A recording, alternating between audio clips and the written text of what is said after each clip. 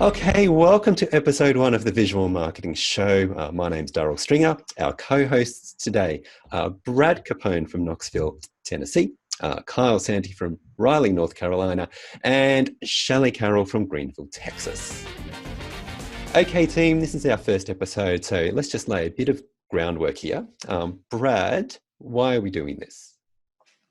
I feel like we as photographers, architectural photographers, we have this really kind of unique position in the industry of being able to work with many different talented marketing experts and top producing agents and interior designers. So we kind of really know the trends, what's working, what's not working. And I feel like we're in this position to be able to kind of see all that, and we can share some great advice in regards to visual marketing with our clients to kind of give them the cutting edge of what they can be doing to increase their business. So today's big question is this: why does visual marketing matter? Why should companies be concerned about it? Kyle, what have you got? Your marketing is your brand, right? That's the first thing that potential clients are going to see, whether it be your website or social media. So you have to have like a really strong visual marketing strategy in order to successfully gain more clients in today's market. Shelley, what do you see then as the connection between a company's visual marketing and their brand? How are they related? Well, I think it's important for a company, whether it's a real estate agent or any other type of company, to have a unified style of marketing and decide what they want their brand to look like, and have a unified look across all their social media and all the different channels and their business cards and billboards if they have that or whatever, so that they have a unified presentation to their clients. And when people see that, they recognize the look or the style or whatever it might be. Cool.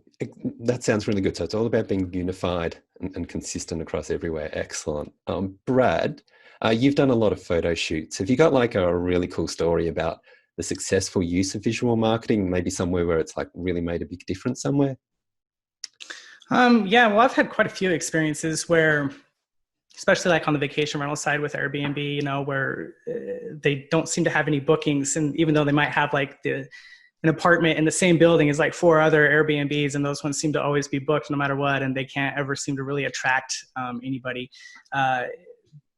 Literally just changing the one aspect of having better professional photos to kind of use to market their property has made a dramatic difference in the amount of bookings that they're able to receive.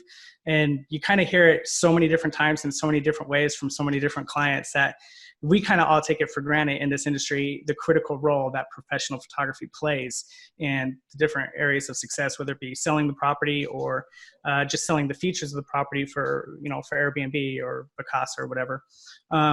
But I really truly still feel like there's a vast majority of investors out there or property owners out there that really truly don't understand the impact and how critical those photos that they choose to upload to the internet play, or how critical they are as far as being able to get the results that they're wanting to get. Cool, thanks, Brad. Shelley, you like to shoot a little differently to other real estate agents in your market. What can you tell us about that? I do. I like to shoot more of, it's been called a magazine style. It's a little more close in, not a super wide angle, which the wide angle is fairly prevalent in my area, but I like to shoot closer in. And I think it creates a design style. And I have an interior designer and stager that I'm working with that they like that style as well as the agents. It just creates a different branding look. And I think if agents can start moving toward that closer in style, it will help develop their brand and set them apart differently from some of the others in my area. Yeah, okay. So Kyle, you've looked at some stats on this. What do the numbers say?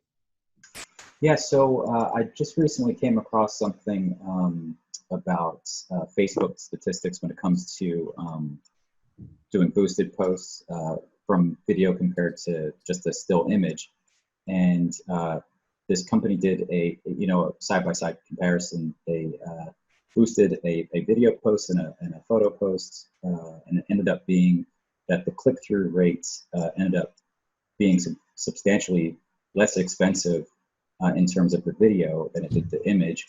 So they were looking at, I think it is just over $1 for the video and just over $7 for the image. So that's a pretty big jump there in terms of which one is going to get a better ROI. Yeah, wow, that's a massive jump. Yeah. When you factor that across a whole lot of them, that's a right. massive difference, yeah. Okay, it's now time for a segment that we call What Do We Do Now? And this is where we talk about different industries and what they need to be doing in response to our conversation about why visual marketing matters. We'll start with you, Shelley. If you're a real estate agent in a small town, what do you do now? Well, I would recommend for real estate agents in any area, especially in a small town, to make sure that your image quality is very consistent throughout all of your listings, whether it be a higher end listing or a lower end listing. Make sure you have very professional looking photos for all the different styles of your listings, because that does affect your brand and your marketing style. And it also helps to, if you have professional looking photos for even your smaller listings, it helps you establish yourself so that you can start reaching out to the higher dollar listings and move your way up in the market so that you have a better access to the larger volume dollar listings. Yeah, okay, cool. Kyle, if you're a builder then there in Raleigh, what do you do now? Yeah, so there's a couple different things. Obviously, video is huge right now.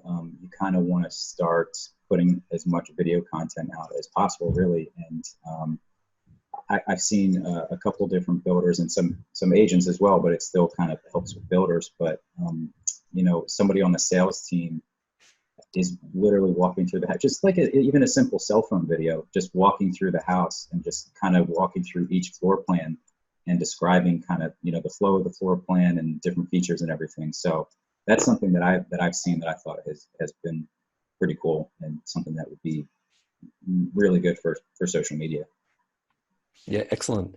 Okay, Brad, let's say you're a bed and breakfast owner there in Knoxville. What do you do now?